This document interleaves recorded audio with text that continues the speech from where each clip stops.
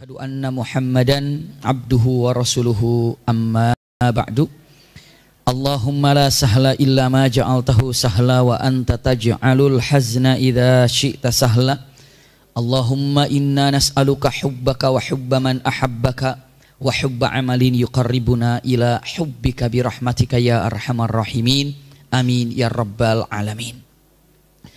Alhamdulillahirabbil alamin. Mudah-mudahan jumpa kita pagi ini seluruhnya disertai dengan rahmat dan berkah Allah Subhanahu wa taala. Kesempatan yang sangat berbahagia ini kita lanjutkan Sirah Nabawiyah. Yang pertemuan lalu insyaallah kita telah membahas surat yang dilayangkan oleh Rasulullah kepada Raja Romawi. Dan bagaimana kejadiannya insyaallah semua ingat. Iya, yang ingat mah. Iya, tapi rata-rata ingat semua di sini, iya. Hari ini ada surat juga yang dikirimkan, insyaallah ada dua surat yang akan kita pelajari hari ini. Pertama, iya, nanti kita akan lihat hasil surat, ya, insya Allah. Ternyata ini buku lama waktu saya masih di Mekah sana, kecil gitu, Sirah Nabawiyah. Kecil bukunya sebenarnya besar, cuma ukurannya kecil. Alhamdulillah ketemu lagi. Jadi ingat pelajaran-pelajaran terdahulu.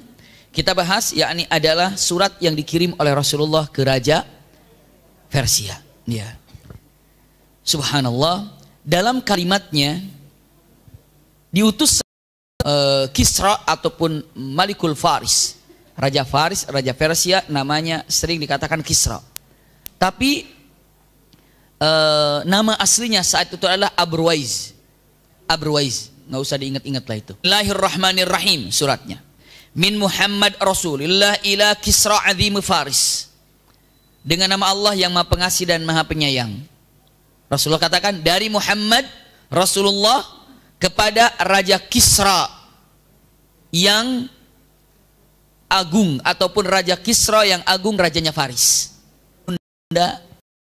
Siapa yang Raja Kisra Faris? Jangan dari Muhammad, ajarkan surat untuk dari dulu. Yang berani menulis namanya sebelum namaku, muqaddimah aja udah di apa? Udah di apa namanya ya? Udah diprotes. Iya, muqaddimahnya udah diprotes. Subhanallah. Setelah itu Rasulullah katakan, salamun ala man ittaba'al huda. Keselamatan bagi yang mengikuti hidayah. Dia sudah hidayah. Hidayah apa ini? Keselamatan bagi orang yang mengikuti petunjuk. Petunjuk apa? Lihat kata-katanya.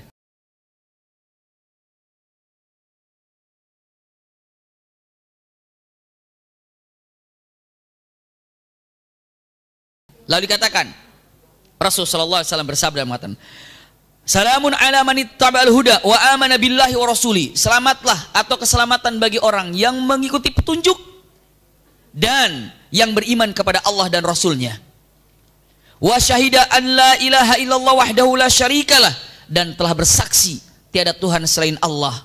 Ini kata-katanya. Yang esa, wa anna Muhammadan abduhu wa rasuluh, dan bersaksi kalau Muhammad itu adalah hambanya dan utusannya. Wad'u bidi'ayatil Islam, dan aku memanggilmu, mengajakmu untuk berseru masuk ke dalam agama Islam. Fa inni ana Rasulullah ilan nasi kafah, sesungguhnya aku adalah Muhammad Rasulullah untuk manusia seluruhnya. Ilan nasi kafah, seluruhnya manusia di muka bumi ini. Ya. Liundhira man kana hayyan wa yahiqqal qawlu 'alal kafirin fa aslim taslam fa in abaita fa inna itsmal majusi 'alaik. Artinya adalah, maka Islamlah. Kalau Anda tidak Islam, maka dosamu bukan hanya saja dosamu yang menanggung, tapi dosa masyarakatmu akan ditanggung olehmu. Kenapa? Karena Anda tidak mau untuk ikut dalam syariat Islam, maka pengikut-pengikutmu juga tidak akan pernah mengikuti Anda, karena Anda tidak Islam. Tapi kalau Anda ini Islam, maka Anda Islam, maka pengikutmu pun akan jadi Islam. Seandainya Anda Islam, pengikutmu tidak Islam, Anda telah mengajak, Anda tidak mengikuti dosa mereka, tidak menanggung dosa mereka. Tapi jika Anda tidak Islam, lalu mereka pun tidak Islam, Anda mendapatkan dua dosa. Dosa dirimu dan dosa masyarakat yang ada. Karena Anda tidak Islam. Subhanallah. Bisa dipahami suratnya itu ya? Apa disampaikan oleh Raja Persia ini? Dia mengatakan, ini orang Arab, ya, mengajarkan kepadaku untuk caranya bertunduk, padahal mereka itu seharusnya tunduk kepadaku. Bisa dipahamin ya kalimatnya dengan mengatakan, orang Arab mana ini? Siapa ini? Mereka mengajarkan kepadaku untuk tunduk, padahal mereka itu tunduk padaku. Bahasanya begini, kamu ini siapa? Kata ikan. Misalnya ada ikan ngomong, kamu ini siapa? Ngajarin saya berenang, saya itu ikan. Kayak gitu tuh. Bisa dipahami itu ya. Kalau kata burung, kalian siapa? Ngajarin saya terbang, saya burung, saya bisa terbang. Subhanallah, siapapun yang punya burung gak pernah ngajarin burung terbang, dia terbang sendiri. Maksudnya apa? Jalan kesananya luar biasa. Namun yang jelas saya katakan, kesombongan Raja Persia ini mengatakan, orang yang tunduk kepadaku mengajarkan aku bagaimana cara tunduk padanya, maka surat itu dirobeknya luar biasa, bunda. Rek gitu suaranya begitu. Iya. Pokoknya begini, berewek, terserah mau ngomongnya apa. Ya. Robek surat itu, setelah surat itu dirobek, lemparkan. Kepada siapa? Kepada pembawa surat itu. Siapa tadi? Abdullah ibn siapa tadi? Hudzaifah As-Sahmi. Dirobek, lempar. Subhanallah. Surat itu tidak direnungi, tidak diapa, tidak diapa, hanya dirobek dan dilemparkan. Perkataan pertama dengan mengatakan, siapa yang berani menulis namanya sebelum namaku, ya sudah protes. Yang kedua, hidayah apa yang dibawa oleh orang Arab ini? Yang ketiga, ketika diajak untuk tunduk, mereka mengajarkan kepadaku untuk tunduk, sementara dia ini adalah tunduk padaku karena memang Raja Persia berkuasa. Lemparkan, surat itu dibawa oleh sahabat ini kepada Rasulullah SAW. Lalu dia bilang, mengatakan, Rasulullah tanya, bagaimana surat itu? Ya Rasulullah, dirobek suratnya. Nggak ada komen apa-apa? Nggak ada. Apa komentarnya? Komentarnya katanya hanya satu saja di ujungnya. Orang yang tunduk kepadaku mengajarkan aku harus tunduk kepadanya. Suratnya dirobek? Iya. Lihat Rasulullah katakan, mazzaqallahu mulka kama mazzaqa risalati. Semoga Allah robek-robek kerajaannya seperti dia telah merobek-robek suratku. Subhanallah. Allah robek-robek kerajaannya seperti dia telah merobek-robek suratku. Itu terbukti, bunda. Lihat, saya lanjutkan dulu nih. Saking marahnya Raja Persia ini, Abruzes ini marah, langsung kirim utusan ke raja yang di Yaman, Bazan namanya. Jadi Raja Bazan ini adalah raja yang ada di Yaman, ya, yang di bawah kekuasaan Raja Abruzes atau raja siapa? Persia. Masih ingat bunda kisah yang mau menghancurkan Ka'bah itu siapa? Abroha? Abroha kan? Ibu terlalu panjang kalau saya ceritakan dari awal lagi. Namun Abroha juga itu bukan asli Yaman kan? Itu aslinya Habasyah. Iya. Aslinya bukan asli Yaman, itu orang Habasyah. Iya. Langsung masuk ke Yaman, kalahkan Raja Tuba. Raja Tuba itu Raja Yaman asli. Iya. Mau diulang sedikit nggak?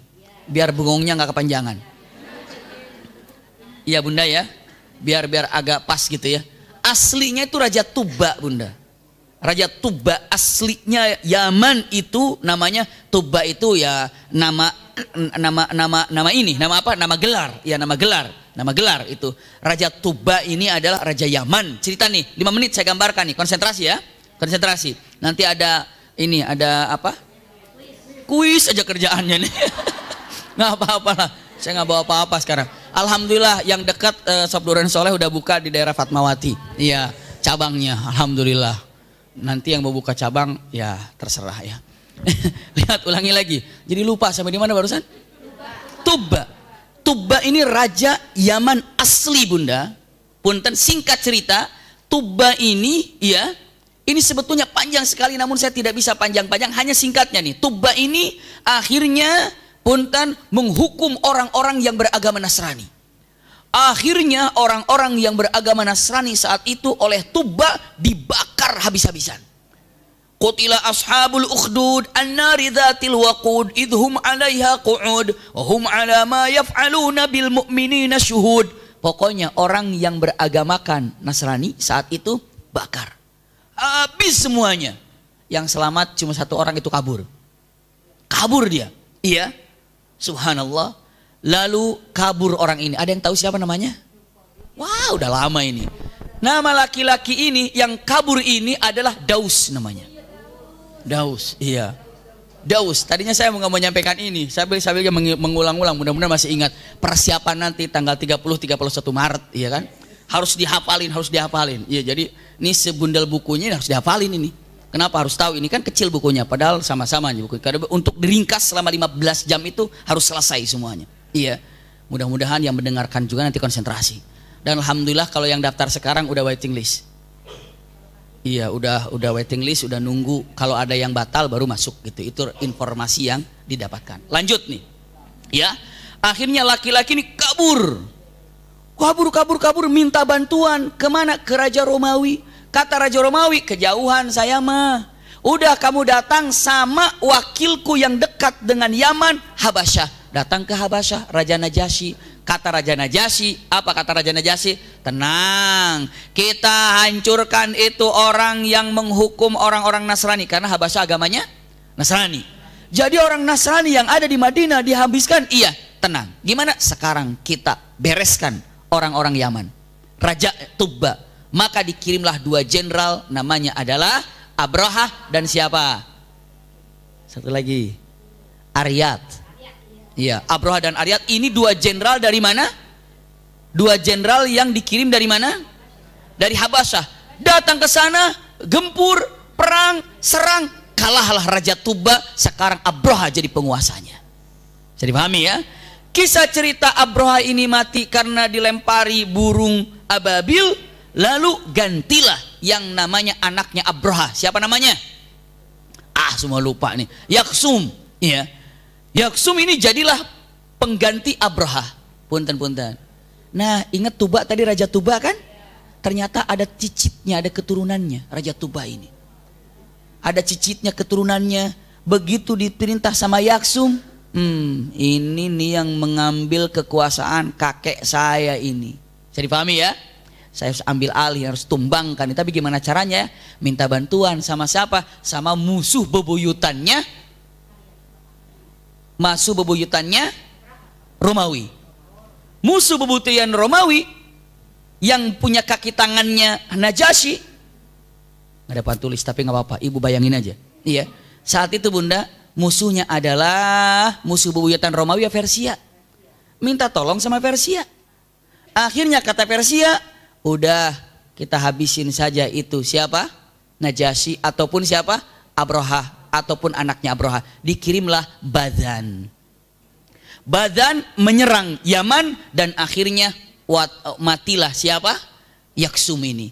Maka Badan berkuasa. Cicitnya minta. Cicitnya siapa tadi? Tuba. Udah menang nih. Kan aku keturunannya. Kata Badan, sorry saya yang capek, masa diberikan kekuasaan. Kamu di sini jadi budak lagi akhirnya. Cuma pindah tangan dari siapa? Yaksum kemana? Ke Badan. Nah Badan ini sekarang kaki tangannya siapa? Persia. Badan kaki tangannya Persia. Maka apa yang terjadi? Kata Badan, diutus oleh Raja Abraiz. Kata Raja Abraiz, hai Badan, kamu dekatkan dengan Mekah. Karena dia di Yaman. Dekat dengan Mekah. Tangkap yang namanya Muhammad yang ngaku nabi itu. Nggak sopan. Satu, namanya sebelum nama aku. Jadi masalah itu kayak gitu aja tuh. Iya. Orang sombong mah sedikit tergores aja jadi masalah. Iya. Itu orang sombong ini. Sedikit masalah aja jadi gede buat dia mah. Yang kedua, dia mengajarkan kepadaku untuk tunduk, padahal seharusnya mereka yang tunduk. Terus apa yang harus dilakukan wahai paduka? Jawaban daripada apa? Raja yang namanya Abraiz, Raja Persia mengatakan, bunuh, ambil, bila perlu bawa orangnya ke Persia sini. Badan utus bodyguard yang kuat. Yang diutus itu 2 atau 4 orang, berangkatlah ke Madinah. Sesampainya di Madinah, dia kira orang Arab bakal kalah melawan begituan. Datang daripada utusan Badan, Raja Badan, terkenal Raja Badan, utusan. Sampai ke Madinah, disampaikan dengan ucapannya. Siapa kalian? Aku adalah utusan daripada Raja Badan. utusan Raja Badan, apa yang kau inginkan? Aku ingin jumpa dengan Muhammad, raja kalian. Maaf, Muhammad bukan raja, tapi Muhammad adalah Rasulullah, utusan Allah. Nggak peduli mau raja, mau utusan Allah, yang penting saya mau jumpa dengan Muhammad. Ini utusannya, ketemulah dengan Rasulullah. Kata Rasulullah, apa yang kau inginkan? Muhammad, aku diutus oleh Badan. Dan Badan ini diutus oleh, ada kata-kata yang sangat unik namanya Syahin Syah. Syahin Syah itu adalah raja di atas raja. Maksudnya apa? Badan kan raja, tapi yang di atas rajanya Badan siapa? Persia. Nah itu namanya raja dari raja, namanya Syahin Syah. Kami diutus oleh Syahin Syah. Maksudnya apa? Raja dari raja. Siapa itu? Persia. Yang telah mengutus kepada Badan, dan Badan memberikan kepadaku untuk mengambilmu, mencomotmu, dibawa kemana? Ke Yaman. Dan dari Yaman akan dibawa kemana? Ke Persia. Gara-gara apa? Gara-gara mu tidak sopan terhadap Raja Abra'iz. Apa tidak sopannya? Namamu ditulis sebelum nama raja. Dan kamu mengajak untuk agama Islam, agama yang kau bawa, seakan-akan dia harus tunduk kepadamu, padahal yang sebenarnya kamu harus tunduk kepada dia. Apa kata Rasulullah? Gini aja. Ini sudah malam. Besok pagi kamu datang lagi deh. Kata Rasulullah. Silakan jamu tamu ini. Dijamu, pagi-pagi datang lagi. Datang lagi. Muhammad, mau ikut dengan aku apa enggak? Masih kekeh aja begitu tuh. Apa jawab Rasulullah? Ini luar biasa Bunda. Wahyu dari Allah Subhanahu wa taala. Ibu harus tahu kejadian-kejadian seperti ini bagian daripada sirah nabawiyah yang mungkin orang punten-punten tidak terlalu memperhatikan dalam masalah ini. Rasulullah pagi-paginya didatangi lagi. Muhammad, mau ikut denganku? Jadi ikut denganku? Kata Rasulullah, kemana? Ke Yaman? Iya. Mau ketemu dengan Badan? Iya. Yang nyuruh Badan siapa? Abra'iz. Bagaimana kalau Abraiznya sudah mati? Badan masih mau tunduk kan sama Abra'iz? Dia bilang, mengatakan, kalau Abraiznya mati, pasti penggantinya ya anaknya. Dan anaknya belum tentu akan sepakat dengan keputusan siapa? Ayahnya. Dikatakan, kalau memang sudah begitu, sampaikan ke Badan rajamu. Lihat kata-katanya. Tadi malam Abra'iz telah dibunuh oleh anaknya Syurwai. Subhanallah. Kata siapa? Kata Rasul sallallahu alaihi wasallam. Dikatakan Syurwai telah membunuh Abra'iz tadi malam. Jadi aku nggak ikut. Percuma aku ikut ke sana. Kenapa? Karena yang menyuruh menangkap aku sudah mati tadi malam. Dibunuh sama anaknya. Tuh. Rasulullah bilang suratnya dirobek-robek, kerajaannya pun dirobek. Anaknya yang membunuh ayahnya. Astagfirullah. Lihat, saya lanjutkan lagi. Lalu kata laki-laki ini mengatakan, dari mana kamu tahu? Rasulullah bilang, kamu jangan tanya bagaimana aku tahu masalah ini. Aku nabi, aku rasul, wahyu telah datang kepada aku. Jadi kamu pulang, setelah itu kalau bohong ceritanya, aku ikut denganmu nanti. Tangkap, tapi kalau benar, memang itulah kejadiannya. Jadi kamu ikut? Nggak ikut. Pulanglah dari Yaman, dari Mekah ke Yaman. Subhanallah, sampai ke Yaman, ditanya sama siapa? Sama Badan. Wahai prajuritku, mana yang aku inginkan? Siapa Muhammad itu? Kok nggak ada?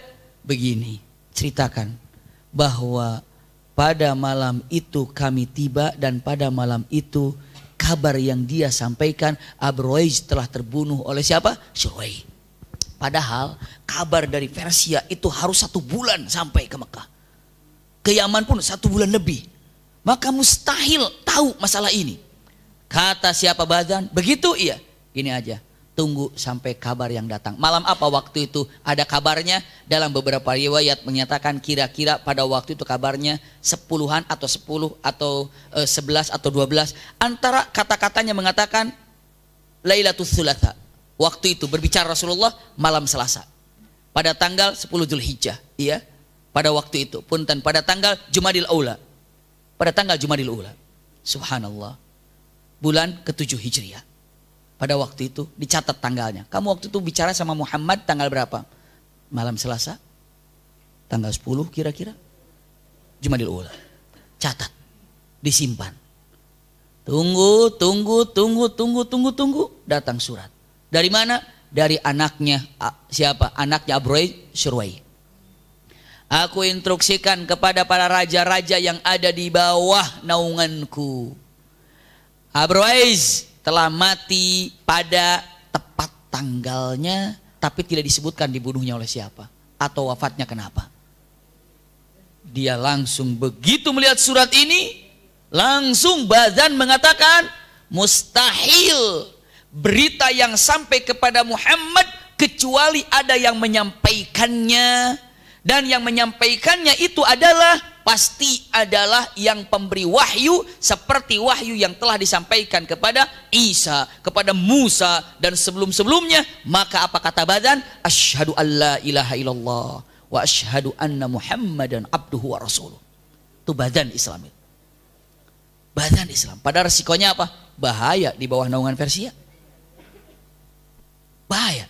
Tapi Bazan kenapa harus takut? Ini adalah hak adanya. Langsung dia mengatakan 2 kalimat syahadat. Maka perwakilan daripada Raja Persia yang pertama masuk Islam adalah Bazan. Raja yang luar biasa. Dan dia memegang syariat Islam yang indah. Itu gara-garanya demikian. Subhanallah, Persia.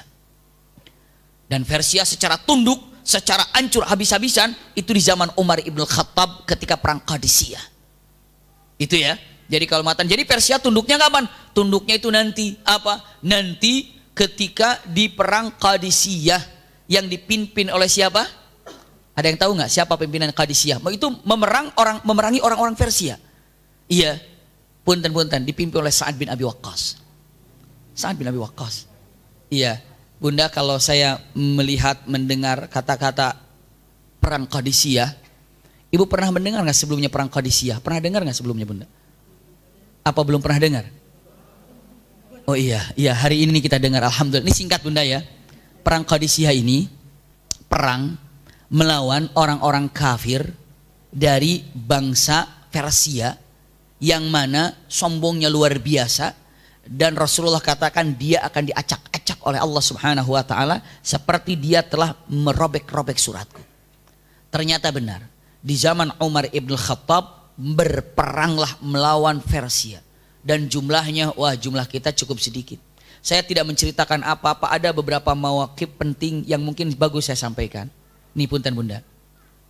Ada nggak di antara kita yang mungkin hadir di sini, ini karena sedikit nyambung ya, karena ada seseorang ketika di dalam perang Qadisiyah ini, punten, seorang sahabat, tapi ada hal yang hobi dia lakukan, padahal itu maksiat, dan akhirnya karena perang ini jadi tobat habis-habisan dan benar-benar tobat.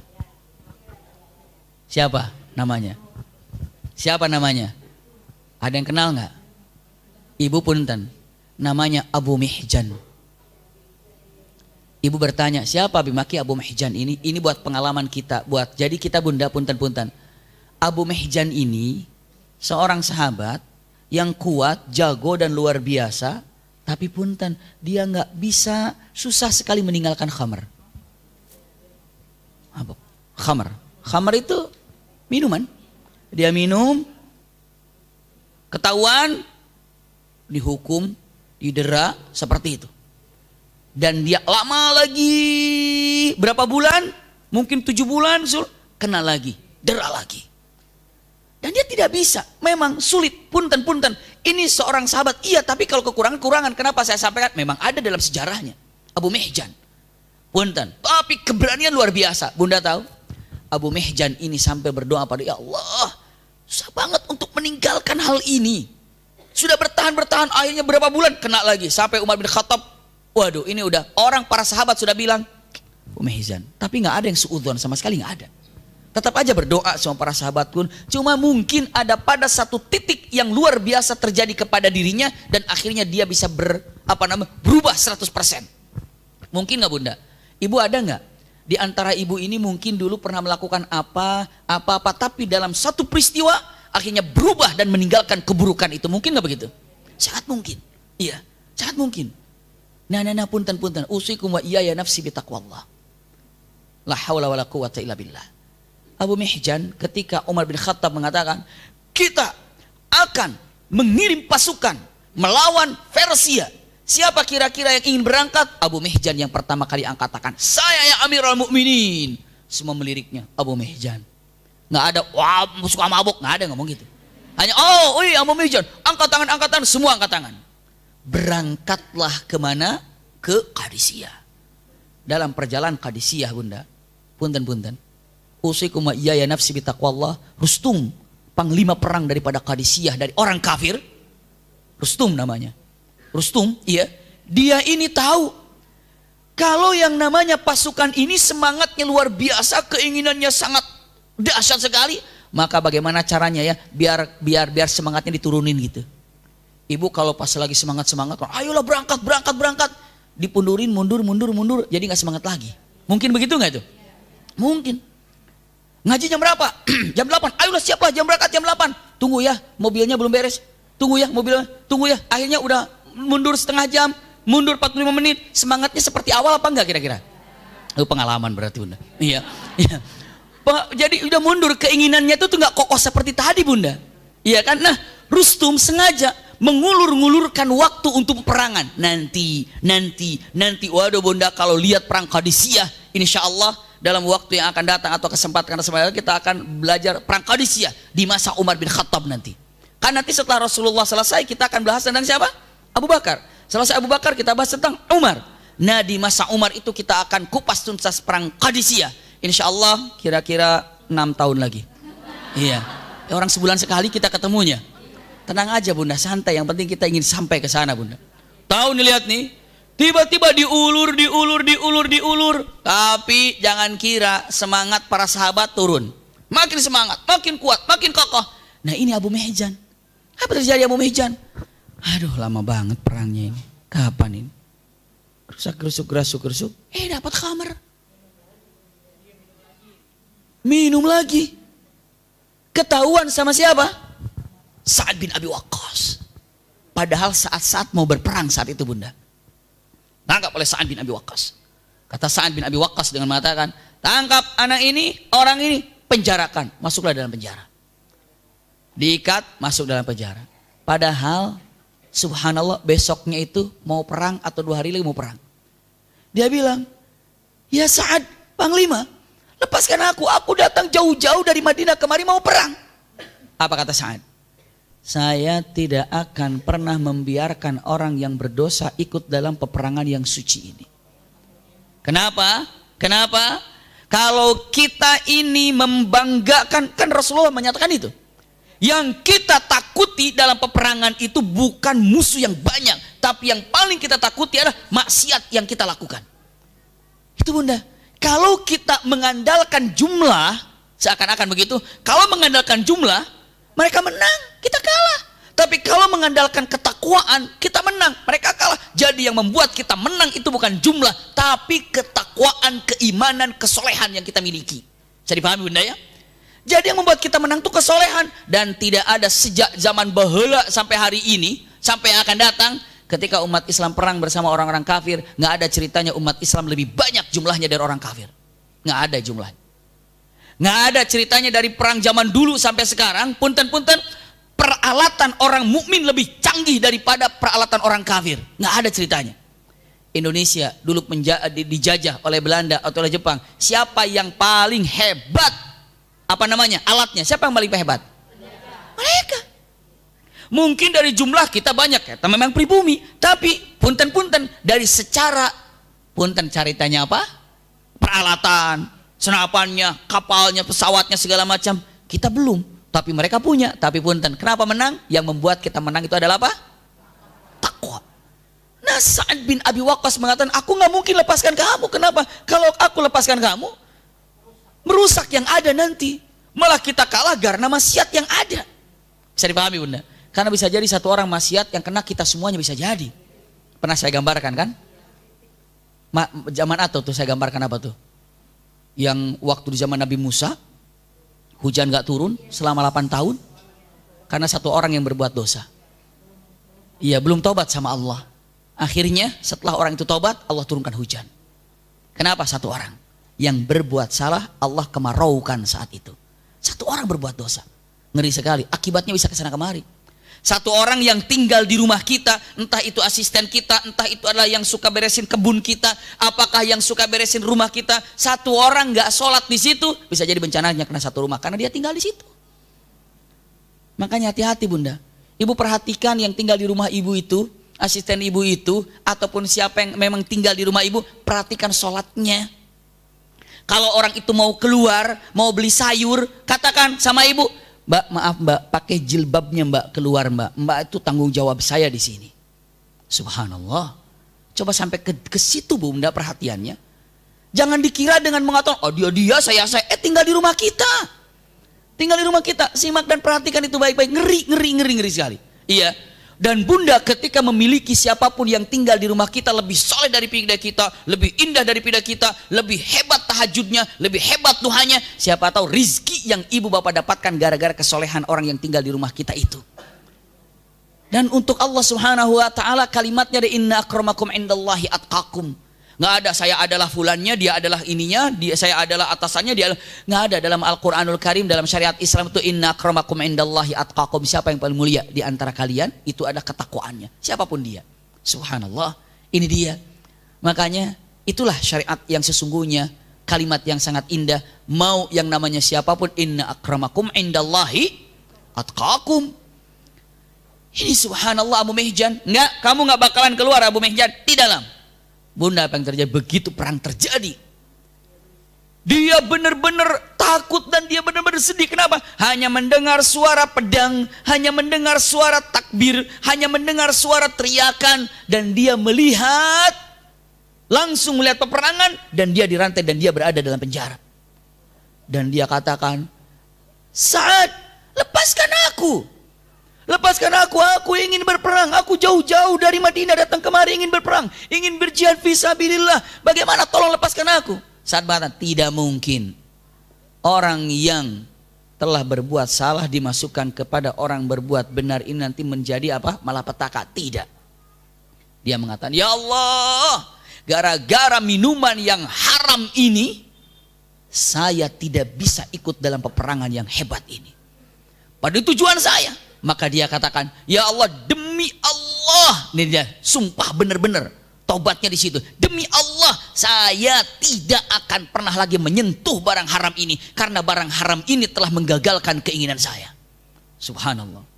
Hari pertama perang, hari kedua perang, semakin ramai. Akhirnya, punten-punten, semakinlah sedikit-sedikit umat Islam agak sedikit kesulitan. Iya, jumlahnya bagaimana coba? 300.000 ataupun punten jumlahnya sekitar dikatakan 40.000 melawan sekitar 300.000. 30.000 melawan 300.000 itu jumlahnya satu orang berbanding berapa itu? Subhanallah, belum peralatan yang sangat luar biasa. Sa'ad bin Abi Waqqas masih merenung seperti apa. Dan qadarullah Sa'ad bin Abi Waqqas ketika mulai perang terjadi nggak bisa perang bunda Sa'ad bin Abi Waqqas. Kenapa? Karena dapat penyakit bisul di bagian tubuhnya. Jadi di bagian belakang bisul, jadi beliau nggak bisa duduk tapi tengkurap aja. Kenapa? Sakit bisul. Iya di bagian. Benar bunda, dalam riwayatnya bisul, damamil, bisul dia. Jadi dia mengontrol dari atas paling berdiri dan tengkurap. Kalau duduk nggak bisa. Jadi kalaupun dia bersandar ke depan begini, sambil menginstruksikan Allahu Akbar. Apabila aku takbir satu kali Allahu Akbar, maka siap-siaplah. Ketika Allahu Akbar ke sana, kamu siap. Pokoknya di komandonya dari atas dengan takbir. Tapi hikmahnya Sa'ad bin Abi Waqqas bisa melihat situasi apa yang terjadi. Nggak ikut perang. Lalu apa yang terjadi? Nangis Abu Mihjan ini.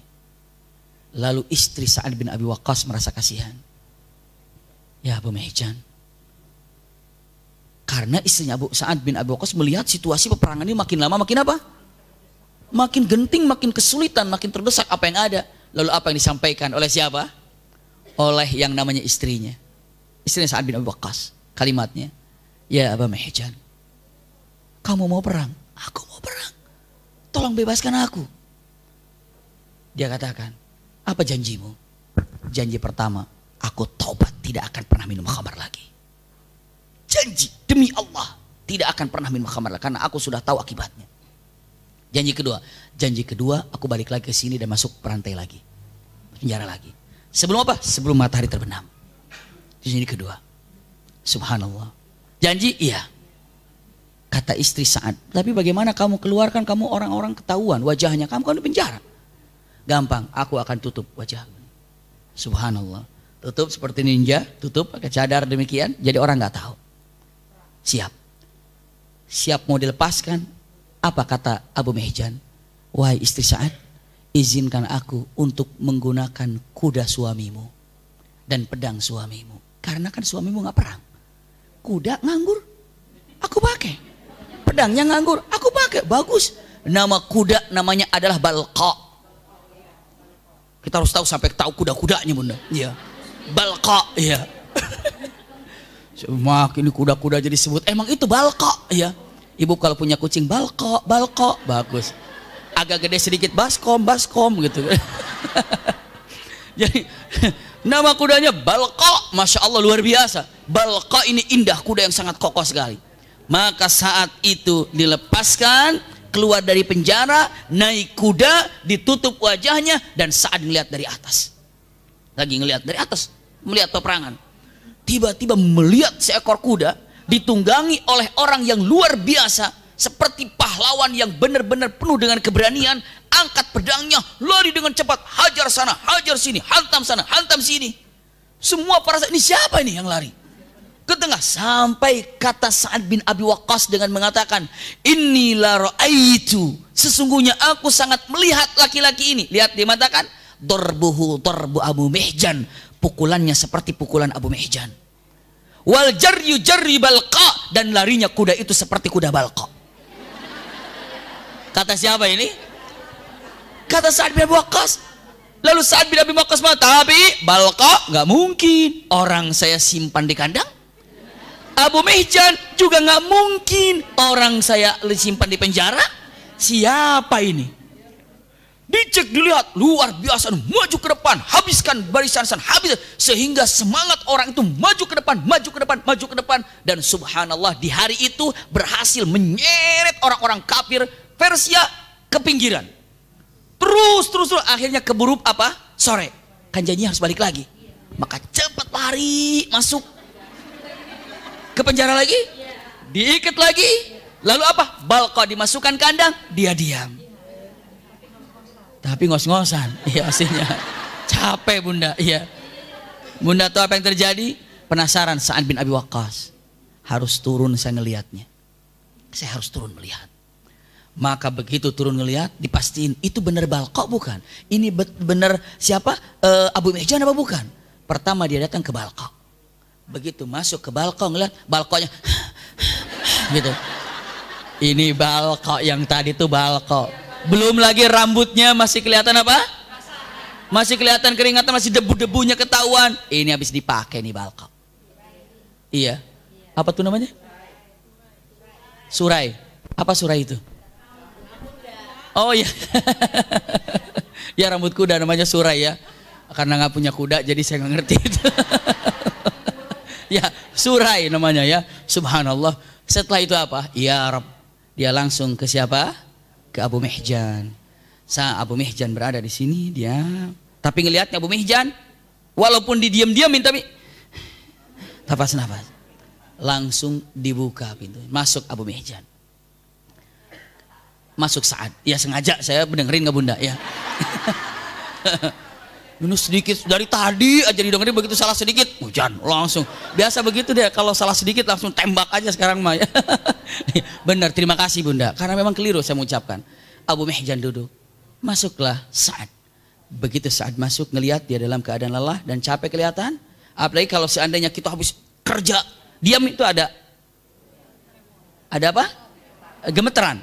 Kenapa? Tadi kan habis banting sana banting sini. Bukan motong bawang, kalau motong bawang ada masalah.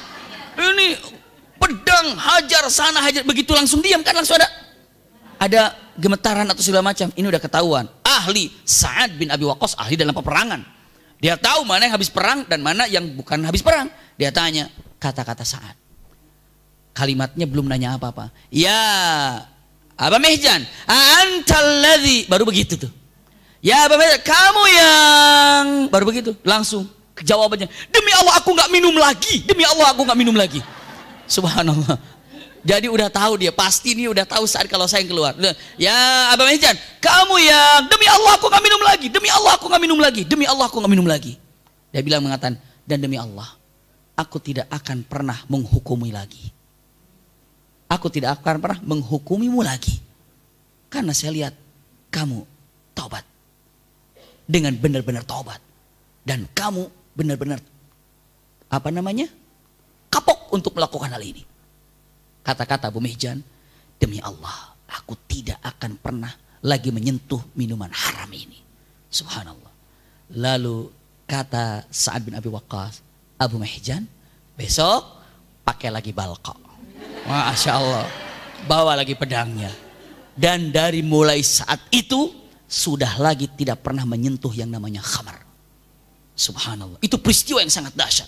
Jadi kalau ibu ingat, paling tidak nih, Qadisiyah satu nama aja nyantol. Siapa? Abu Mihjan. Boleh balkonya juga. Ada yang ingat balkonya. Ibu malah kesem-semnya sama balko. Kita peran utamanya Abu Mihjan, Bunda. Abu Mihjan peran utamanya. Ini lagi cari peran utama. Ibu mah senangnya figuran terus sih ngeliatnya. Ya peran pembantunya. Malah diingatnya balko. Nggak apa-apa, Bunda. Iya. Tapi luar biasa. Yang ingin saya gambarkan dan ingin saya sampaikan, ternyata Masya Allah, ketika melihat yang namanya pahlawan-pahlawan yang indah ketika dalam perang Qadisiyah, banyak diantaranya siapa yang saya sampaikan? Abu Mihjan. Dan menang dan sukses ketika melawan orang-orang kafir punten Persia. Tumbang, mereka berlari, diambil, dan pernah saya sampaikan tentang yang namanya punten kemenangan yang kemenangan yang sangat indah yang didapatkan oleh siapa? Oleh orang-orang mukminin saat itu di zaman siapa? Umar ibnul Khattab. Masya Allah. Ini dia kata-kata yang sangat luar biasa. Ada lagi yang namanya cukup banyak, Bunda. Ada namanya kakak ya. Jadi beberapa riwayat bagus untuk kami sampaikan juga, Bunda. Jadi perlu bantuan. Perlu bantuan, benar perlu bantuan. Dikirim beberapa riwayat menyampaikan di saat inilah kejadiannya. Saat itu, Bunda, subhanallah, pasukan perlu tambahan. Pasukan perlu apa, Bunda? Tambahan. Ngirim ke Umar bin Khattab. Umar bin Khattab kirim. Padahal pasukan minta dikirim, ya Amirul Mukminin, kirimlah pasukan. Subhanallah. Mungkin beliau memintanya dengan menyebutkan kata-katanya, saya minta pasukan 1000. Ternyata dikirim oleh Umar bin Khattab, pasukannya adalah kira-kira disampaikan 900. Atau 900 ala bid'ah. 910 atau 905 gitu ya. Jadi kurang berapa itu? Ya kurang 90-an kira-kira. Datang ke sana. Ada berapa pasukan? Dihitung 900. Cuma 900 padahal minta 1000. Ini melawan pasukan banyak. Tiba-tiba dikirim suratnya dengan mengatakan, wahai Sa'ad, aku kirim pasukan kepadamu 1000 orang lebih. Engkau meminta 1000, aku kirim 1000 lebih. Kenapa? Karena di dalamnya ada Qaqa. Karena Rasulullah bersabda, kekuatan Qaqa seperti punten agak sedikit keliru ya. Jadi dikirim dengan mengatakan kata-katanya bahwa Qaqa ini dia minta dengan mengatakan kata-katanya, bahkan Rasulullah mengatakan Qaqa ini kekuatannya seperti 100 laki-laki. Subhanallah. Makanya pas dengan mengucapkan apa? 1000 lebih. Itu ada riwayat demikian. Ada lagi dimatakan minta 1000 orang. Lalu yang dikirim oleh Umar bin Khattab hanya 10 orang. 1000 minta dikasih 10. Begitu tanya, kenapa minta 1000 malah jadi 10 yang datang? Suratnya mengatakan karena di dalamnya ada Qaqa. Rasulullah bersabda kekuatan Qaqa seperti 1000 laki-laki. Dan begitu dicek nggak ada. Oh itu makan bagaimana. Dia langsung Allahu Akbar, yakin dengan sabda Rasulullah. Bunda tahu Qaqa ini, Masya Allah, peperangannya luar biasa. Ibu cek sahabat Rasul namanya Qaqa seperti apa. Hari ini nggak ada anak yang dikasih nama Qaqa, nggak ada. Anaknya siapa? Kasih Qaqa. Nggak ada lain apa no Qaqa. Padahal itu sahabat Rasul yang luar biasa. Iya. Menyerang daripada Raja Persia, Rustum, itu dikalahkannya sama mereka. Pokoknya Bunda, hebat luar biasa. Kalau ingin melihat daripada perang Qadisiyah mungkin perlu 2 jam waktu untuk menyampaikannya. Perang Qadisiyah, wah luar biasa. Tapi nanti kan pas zaman Umar bin Khattab, biar alur ceritanya nyaman. Iya. Surat yang kedua. Nah, tadi kan baru 1 kan? Kepada siapa tadi? Persia. Yang kedua, Masya Allah, dikirim surat ini kepada Raja Mesir. raja Mesir. Ini adalah Muqawqis, Malikum Mesir. Siapa yang membawa surat ini? Hatib ibn Abi Balta'ah. Hatib ibn Abi Balta'ah. Hatib namanya, datanglah ke Mesir. Surat ini, saya bacakan suratnya. Bismillahirrahmanirrahim. Bin Muhammad bin Abdullah wa Rasuluh ila Muqawqis Adhimil Qibti. Iya, dikatakan dari Muhammad, putranya Abdullah, Rasulullah utusan Allah, kepada Muqawqis Raja Qibti. Salamun ala man ittaba'al huda. Punten, memang Rasulullah setiap mau melakukan sesuatu selalu mengucapkannya dengan ucapan apa? Bismillah.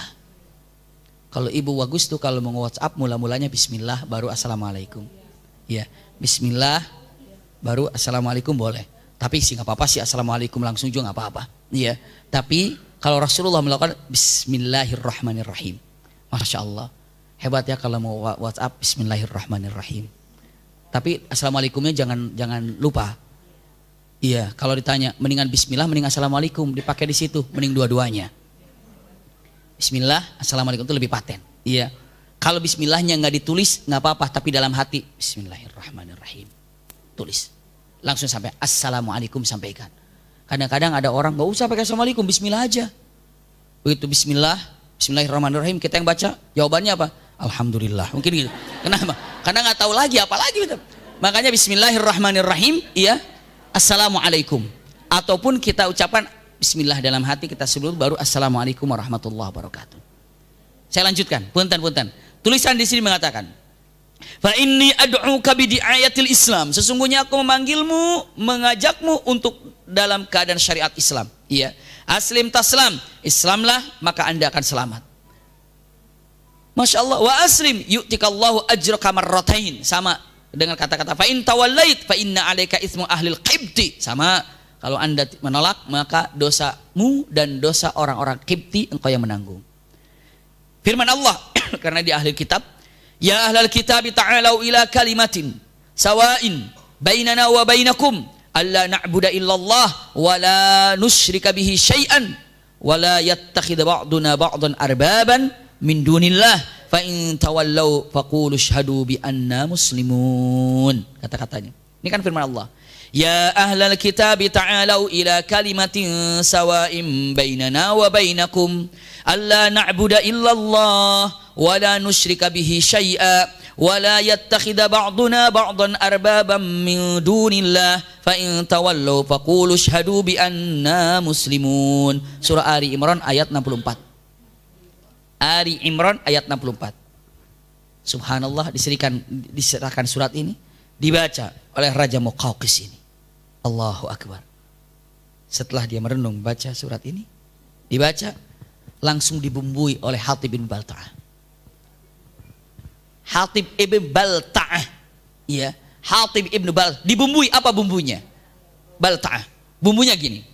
Kata-kata Hatib ibn Balta'ah, innahu kana qabluk rajulun yaz'amu annahu rabbul a'la fa akhadallahu nakala al-akhirati wal ula fantaqama bihi thumma intaqama minhu. Dikatakan fa'tabir bi ghairik wa la ya'tabir ghairaka bika. Artinya begini. Hai raja, jauh sebelum engkau menjadi raja, di Mesir ini ada orang yang mengaku Tuhan. Siapa maksudnya? Fir'aun. Iya. Dan akhirnya Allah mengadabnya di dunia dan di akhirat. Itu menceritakan tentang Fir'aun. Ada orang mengaku Tuhan. Di sini maksudnya nenek moyang mereka. Karena masih Qibti. Fir'aun juga Qibti. Menceritakannya. Iya. Lalu dengan ucapan kata-katanya, inna ladaina din. Kami tidak sama dengan yang dibawa oleh Fir'aun itu. Fir'aun mengaku Tuhan, tapi kami punya agama sekarang. Agama kami adalah agama yang ya Nasrani. Maksudnya apa? Nasrani dengan mengakui bahwa Isa alaihissalam adalah sebagai apa pada waktu itu, wallahu alam, sudah menyatakan dia sebagai utusan Allah ataupun ada yang mengatakan trinitasnya. Namun saat itu walaupun dia berpegang kepada agama Nasrani yang Unitarians, selayaknya untuk mengikuti agama apa? Islam. Untuk mengajarkan bagaimana, karena saat itu sudah tidak ada lagi cara bagaimana ibadah kepada Allah, karena contohnya di zaman Nabi Isa sudah apa? Putus 600 tahun sudah tidak ada. Saya lanjutkan. Usikum wa iyaya nafsi bitaqwallah. Setelah itu apa? Apa yang dilakukan oleh siapa? dilakukan oleh Raja Mesir saat itu. Dia membaca dan memahami dan akhirnya kirim surat. Apa suratnya? Ini balasannya. Balasan daripada Raja siapa? Raja Mesir. Iya. Ini surat yang disampaikannya. Saya bacakan di sini. Iya. Dan ukaila dinil Islam, ditanya kita masuk dalam agama Islam terus illa wasta'isa bi Muhammad wa mada'u ilayyaka. Mana suratnya di sini nih? Kalau dulu saya jelas, sekarang mah harus begini ngelihatnya. Iya. Ini di sini jawabannya. Iya. Bismillahirrahmanirrahim. Sama Bismillahirrahmanirrahim. Mengikuti dari apa yang ditulis Rasulullah. Lihat kata-katanya. Li Muhammad bin Abdullah min Muqawqis Adibil Qibti. Untuk Muhammad putranya Abdullah, tidak dikatakan Rasulullahnya di sini. Karena belum beriman terhadap kerasulannya Rasulullah. Makanya dikatakan li Muhammad bin Abdullah. Tidak Rasulullah. Padahal waktu kirim surat Rasulullah mengatakan di sini min Muhammad ibn Abdullah Rasulullah. Begitu ya? Atau min Muhammad ibn Abdullah wa Rasuluh. Itu adalah utusan Allah. Tapi di sini dijawab oleh siapa? Raja Persia, Raja Mesir tidak mengatakan Rasul karena belum beriman dan tidak beriman. Dikatakan kata-katanya li Muhammad ibn Abdullah, untuk Muhammad putranya Abdullah min Al-Muqawqis Azimil Qibti. Jawaban di sini dari Muqawqis Raja Qibti. Salamun alaik, keselamatan untukmu. Amma ba'du. Lihat, faqad qara'tu kitabaka wa fahimtu ma dzakarta fi. Aku telah menerima suratmu dan telah aku membaca suratmu dan aku telah faham apa yang diinginkan olehmu. Wa ma tad'u ilaih, dan aku sudah ngerti apa yang kau inginkan dan apa yang kau panggil kepadaku. Wa qad alimtu anna nabiyyan baqi atau baqi. Artinya apa? Aku tahu kalau masih ada yang namanya nabi satu lagi. Aku tahu. Ini kata-kata siapa? Muqawqis. Aku tahu kalau ada satu nabi lagi yang belum lahir dan masih ada sisa satu nabi lagi. Wa qad kuntu adunnu yakhruju bisyam. Tapi maaf bahasanya ini. Aku mengira nabi itu akan keluar dari Syam, bukan dari Arab. Bukan dari Arab. Iya. Wa qad akramtu rasulak, tapi walaupun demikian aku telah menerima utusanmu dengan baik dan aku telah muliakan utusanmu dengan baik. Iya. Wa ba'atstu ilaika bijariyatain, dan aku berikan hadiah kepadamu dengan dua wanita yang terhormat di sini. Lahuma makanun fil qibti azim. Dia ini wanita terhormat. Punten, dihadiahkan bukan wanita tapi wanita biasa, tapi wanita yang berdarahkan terhormat. Bangsa terhormat, iya, dihadiahkan, iya. Wabi kiswatin ahdaitu ilaik, dan aku juga telah kirim berbagai macam pakaian untukmu, kiswah, iya. Wabaghlah tarkabuha, dan aku berikan juga baghlah, ataupun boleh dibilang kuda, ataupun namanya baghl, apa kendaraan, ya, semacam kuda, karena dulu kendaraannya pakai apa?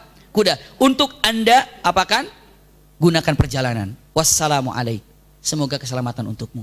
Jadi tidak beriman, tapi dia memberikan hadiah dan dia tahu kalau Nabi akan datang, tapi dia tidak mengira kalau datangnya dari Arab, karena dia taunya akan datang dari Syam. Kenapa? Karena Syam itu tempat yang udah modern. Arab pada zaman dulu dipandang dengan sebelah mata. Arab apa?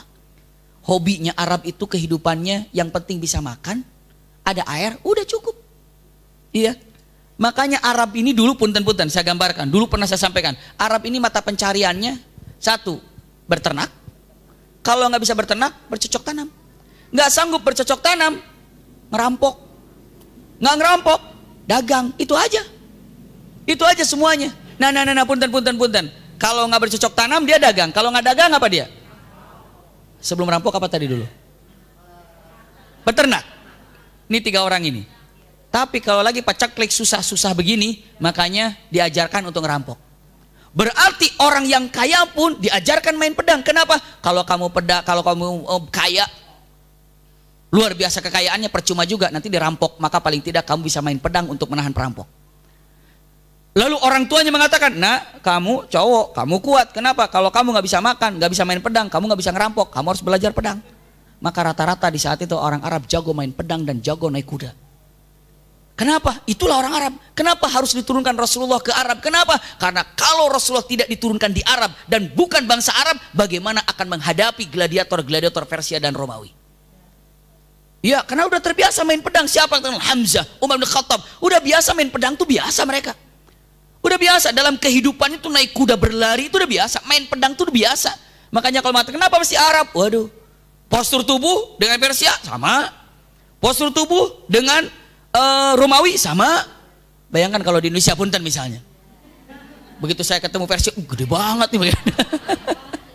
Ya, maksudnya dari secara postur itu belum keberaniannya segala macam. Ini salah satu yang perlu diungkap kenapa Rasulullah harus di mana?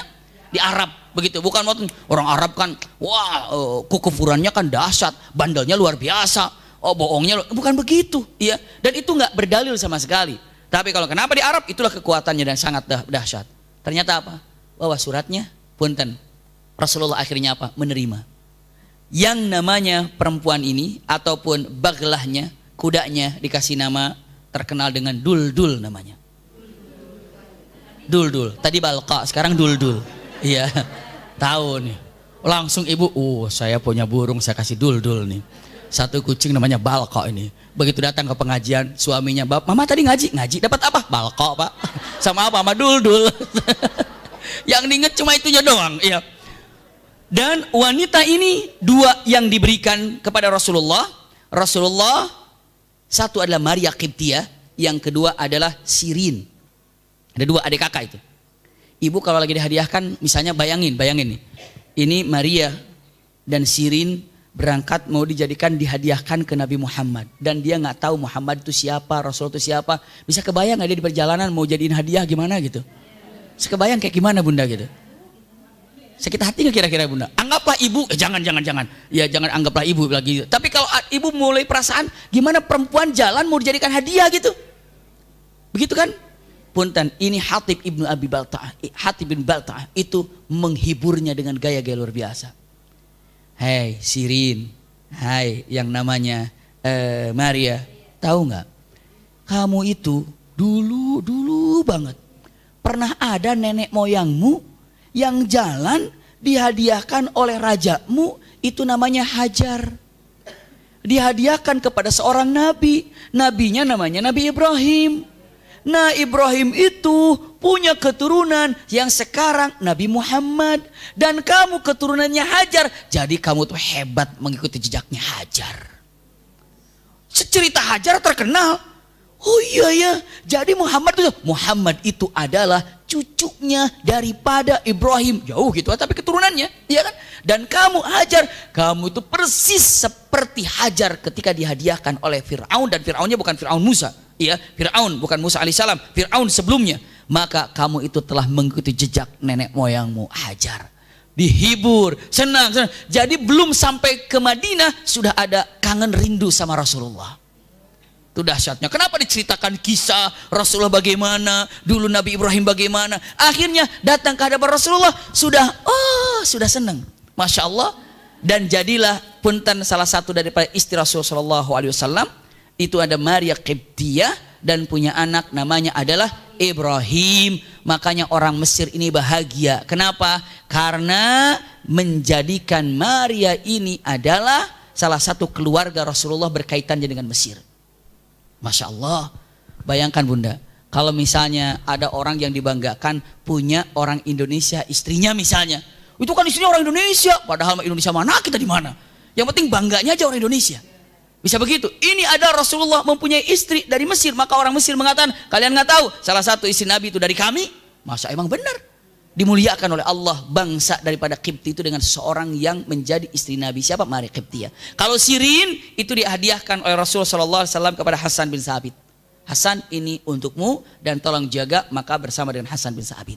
Ini adalah dua-dua yang dikirim surat hari ini. Siapa tadi? Raja Persia. Yang kedua Raja Mesir. Itu tidak Islam dua-duanya. Tidak Islam dua-duanya. Hanya baik menerima dari surat itu raja mana? Raja Mesir. Subhanallah.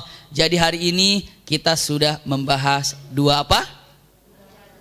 Dua surat yang ada. Saya rasa itu yang paling pentingnya tentang masalah surat ya. Nanti insya Allah kita akan lanjutkan punten, ya. Kita lanjutkan berikutnya dalam perang Khaybar. Udah dikirim, udah disebarkan kan?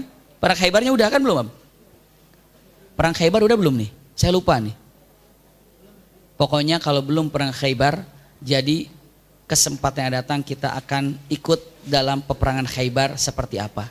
Mudah-mudahan Bunda apa yang disampaikan ada manfaatnya, sedikit-sedikit pelajaran sirah nabawiyah, bagaimana Rasulullah berjuang sampai suratnya dikirim ke raja, dikirim ke raja. Mudah-mudahan kita bisa mengambil hikmahnya. Kenapa? Karena itulah perjuangan Rasulullah SAW yang indah di depan kita, yang sekarang kita pelajari sedikit demi sedikit melalui sirah nabawiyah. Jangan dikira sirah nabawiyah ini tidak penting buat kita. Kenapa? Karena sirah nabawiyah ini mempelajari tentang siapa? Rasulullah Shallallahu Alaihi Wasallam. Beginilah kejadiannya. Hari ini tahu bagaimana Rasulullah kirim surat ke Raja Persia, dan hari ini tahu bagaimana Rasulullah Shallallahu Alaihi Wasallam kirim surat ke mana? Ke Raja Mesir. Ini dapat saya sampaikan. Mudah-mudahan ada manfaatnya. Jazakumullah khair ala husni istimaikum. Lakum minni al-hubbu wa du'a. Wassalamualaikum warahmatullahi wabarakatuh. Sama-sama kita tutup dengan kafaratul majlis. Subhanakallahumma wa bihamdika asyhadu an la ilaha illa anta astaghfiruka wa atubu ilaika walhamdulillahi rabbil alamin.